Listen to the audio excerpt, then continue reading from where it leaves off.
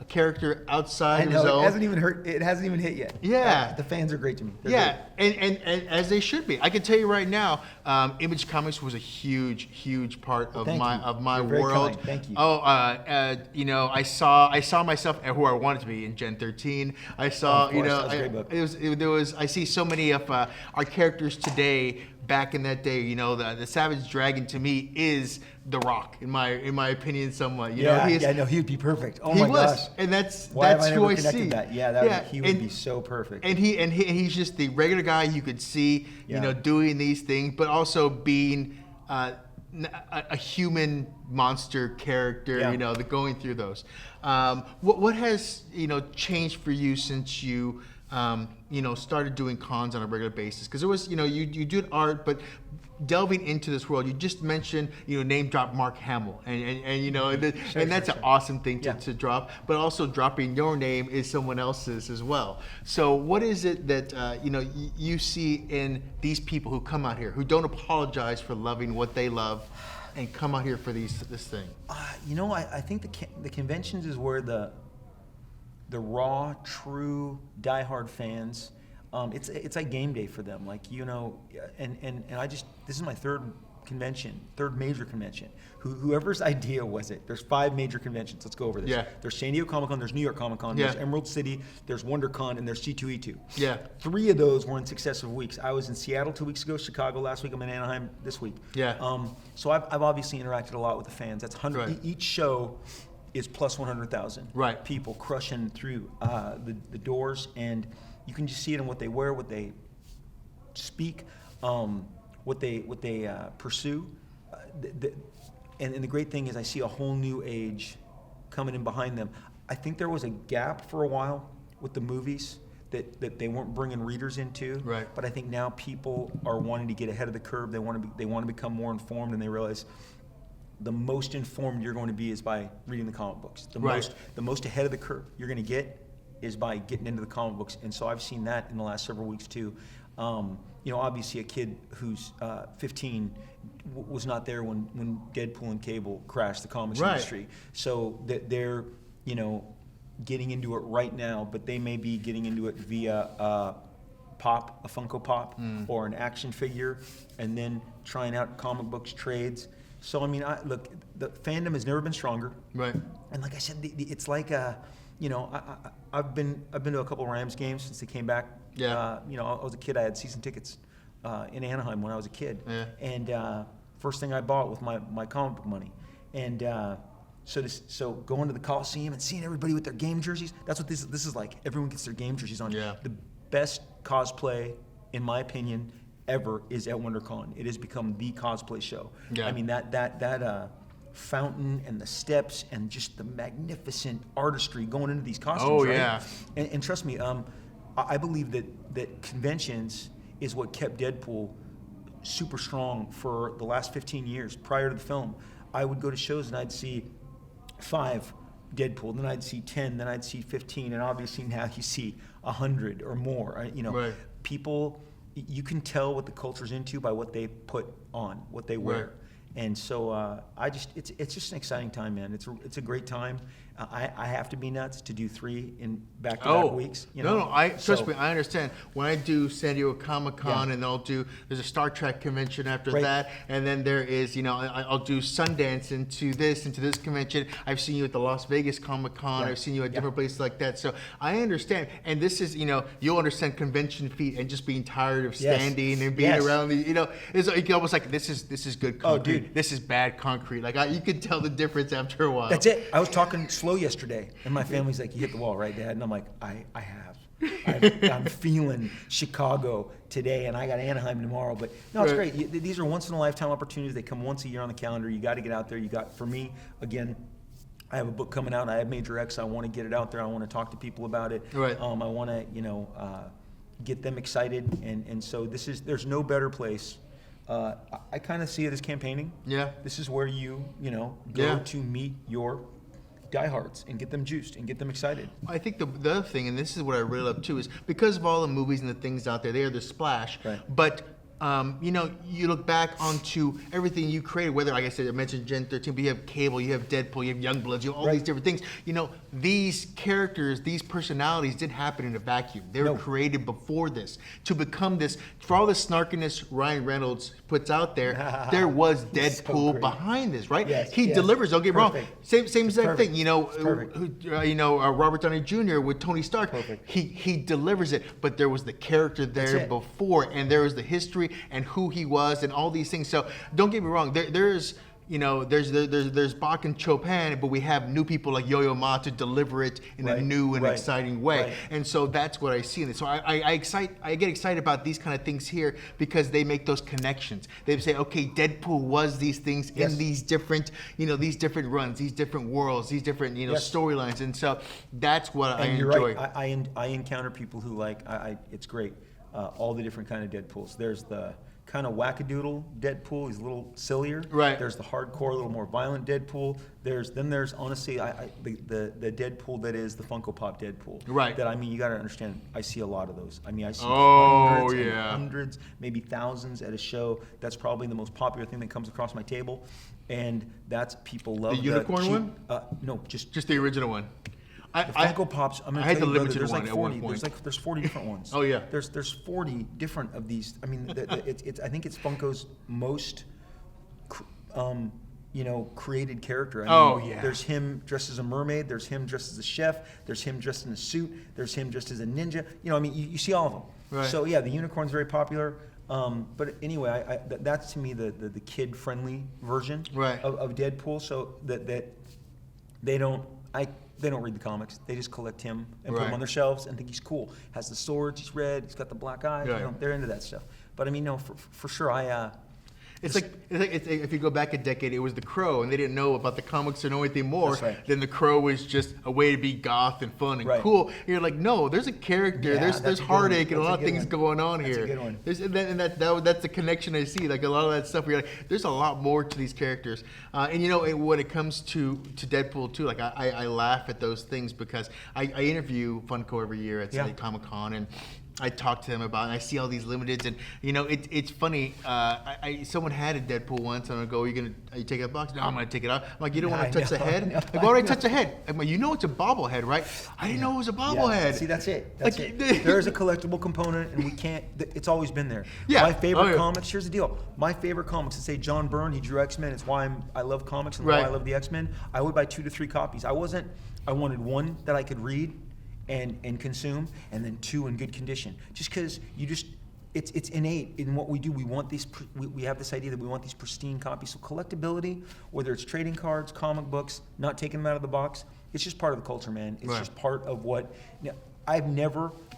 Truth be told, I've never sold a comic book. I've never sold a comic book like on eBay or anything. Right. I figure I'll leave them all to my kids. Right. And I have a lot. I have a storage unit about the size of this right here that is wall to ceiling.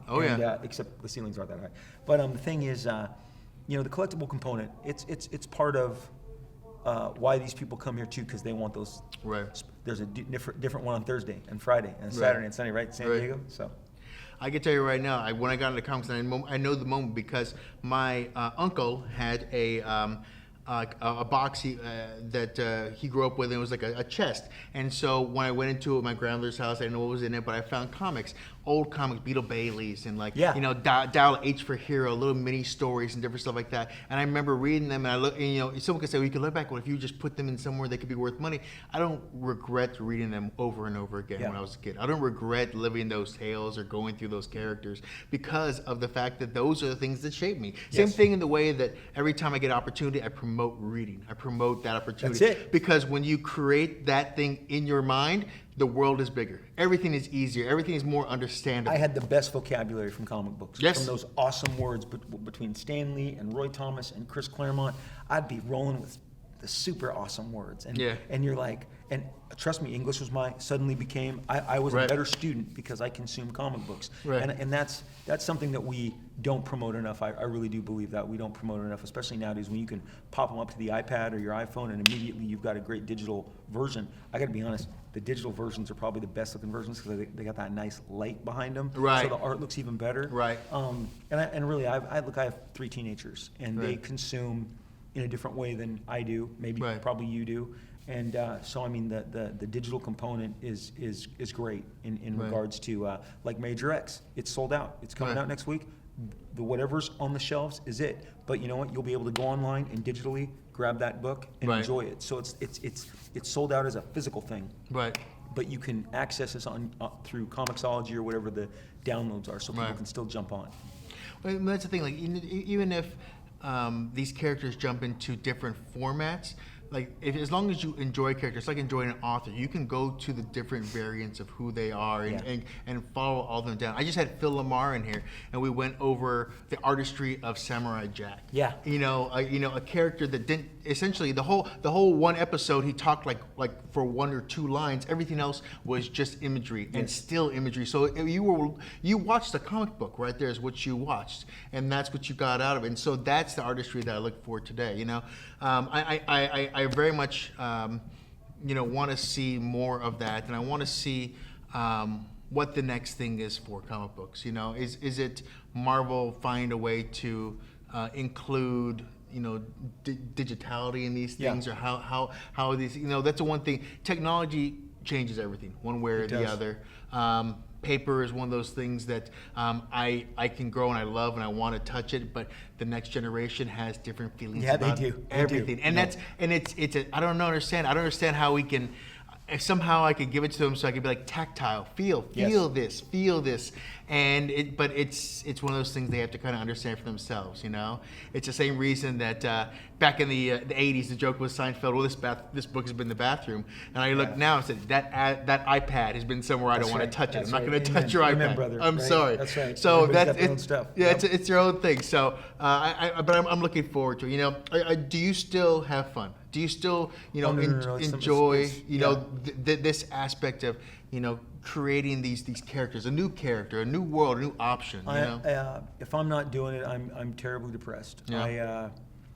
I feel like I'll be doing this. I tell my family, they see how excited I am when I'm doing it, and I said, I plan on doing it until I probably am hunched over dead on the board. And that's another thing. Do you draw digitally, Liefeld? I get that all the time. No way. I have to feel the paper. I like my tools. I have bought a ton of paper and a ton of tools in anticipation that neither will be available at some point.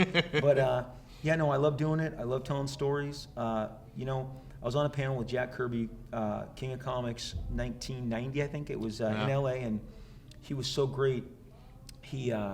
They asked him why he loves what he does, and he said, we get to do these big budgets with no cost but the paper and the pencil.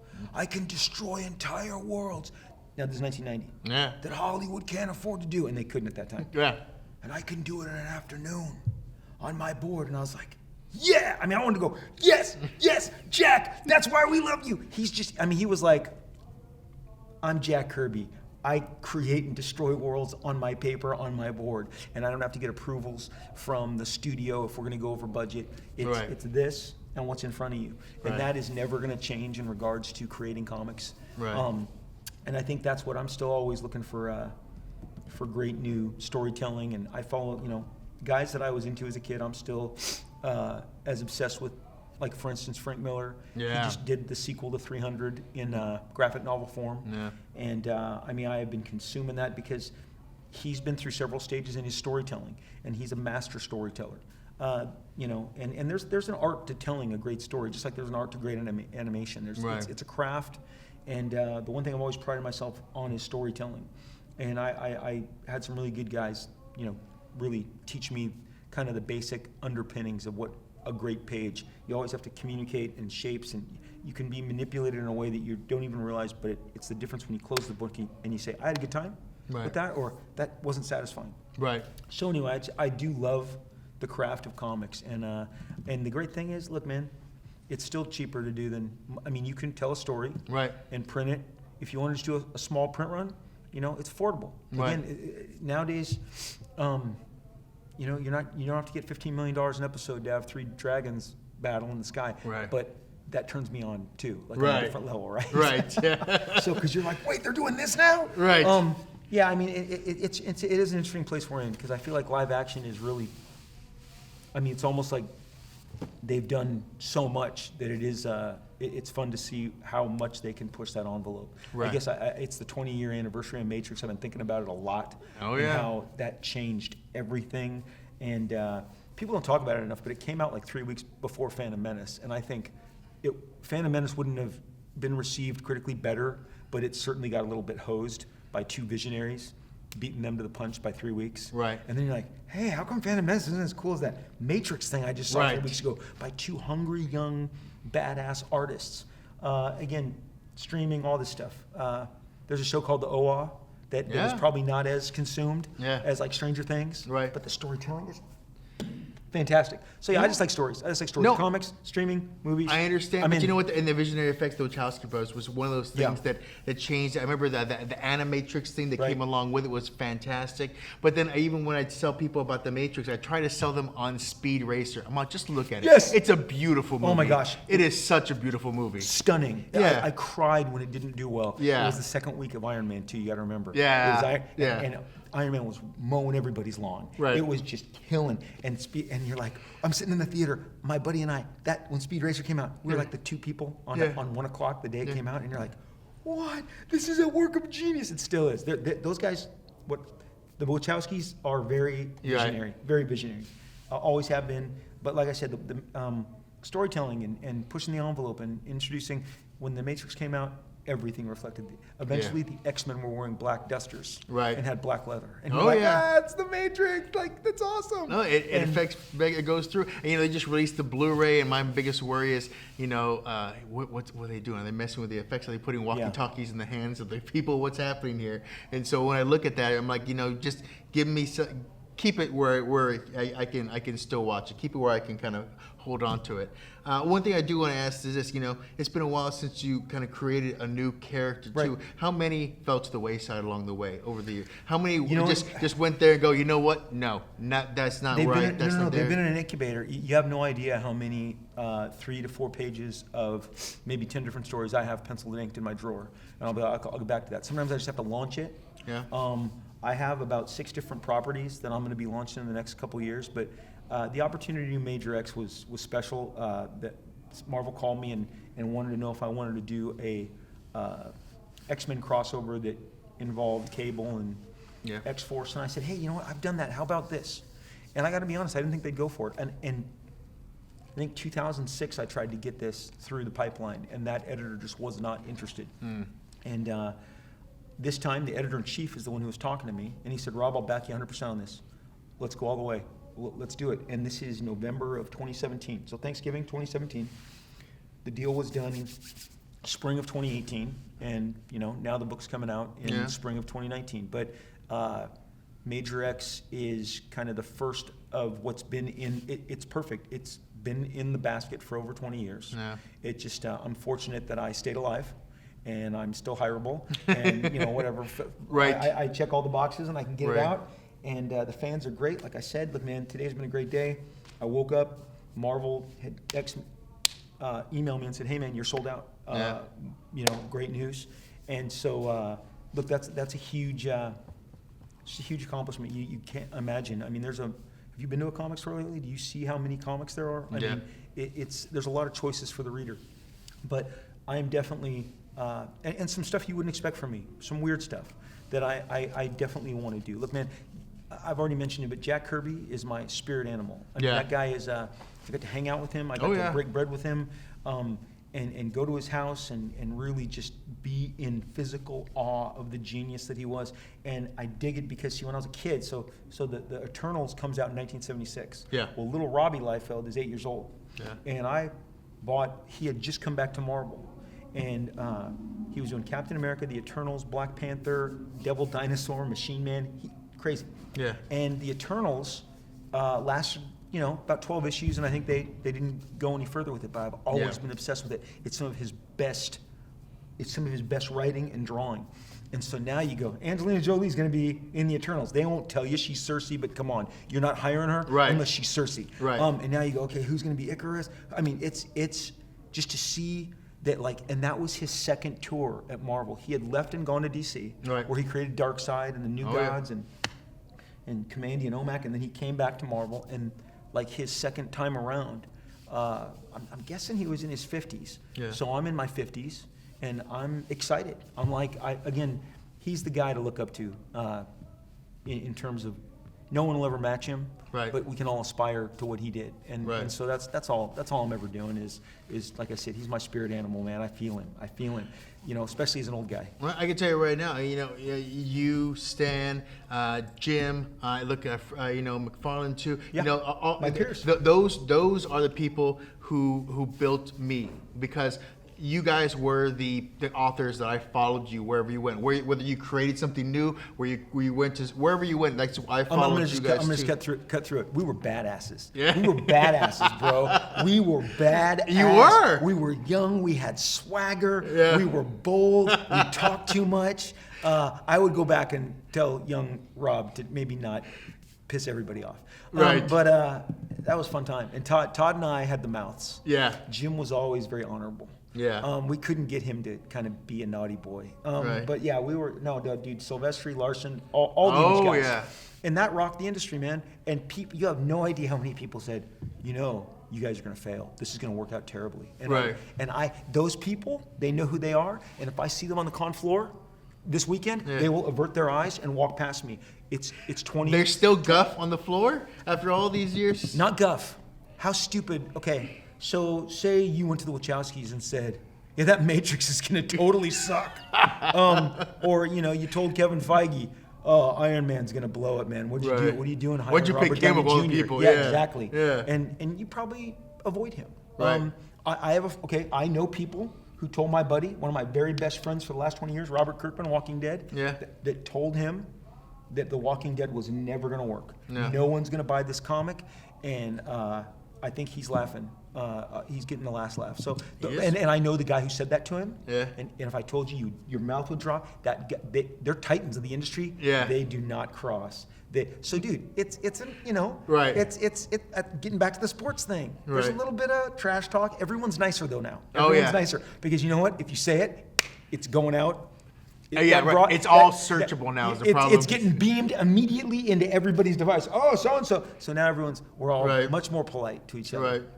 But no, I had to cut you off and tell you how I understand. how badass we were. No, and I completely agree. Trust me, I was at the cons. I was going there. I see you walking by, and you know, I understand that world, and I love, like I said, I love this crowd, and the way I explain it is, like, you know, people who don't apologize for loving what they love. Yeah. And there's something magical about that. And like you said, all the cosplay here, all the people here, all the future artists here, you know. I want a campaign that says pen to paper. You know, let's bring paper back and go for these things. You know, there's I think about that every time I do an event and someone gives me a brand new notepad. I think, what can I draw on here? What can I do that? You know, now people just kind of throw off to the side. Maybe I can give it for a notepad for groceries, which they don't use anyways. They put it in their phone. Yes. So like there's things like that I would love to try to figure out, you know, get back to this. You could take a picture and color it afterwards if you want. I mean, digitize it that way if you want, or scan it. But you know, actually get it in your hands and make it part of you, not just something that you save and put off to the side too. But whatever way you do, whatever way you rock it, as long as it's magical to you. That's it, man. That's the key. I dig it. Yeah, well, I thank you very much. I want to say congratulations. Before it even comes out, it's already out there too. Oh, thank you very much. Thanks. Yeah, and have fun with it. And you know what? Keep on expanding these worlds. And I guess just I'll have to ask you, what's the best way to sign a Funko Pop? Is it just on the top? Is it on the side? Okay, so a lot of people use the windows, but I always respect people who do take them out. Yeah. And it's always on the top of the dome. Okay. Always on the top of the dome. Okay. So it's the plastic window or the top of the dome.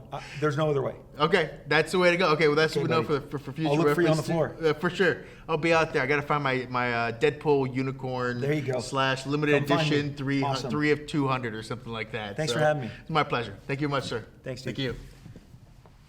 Thank you.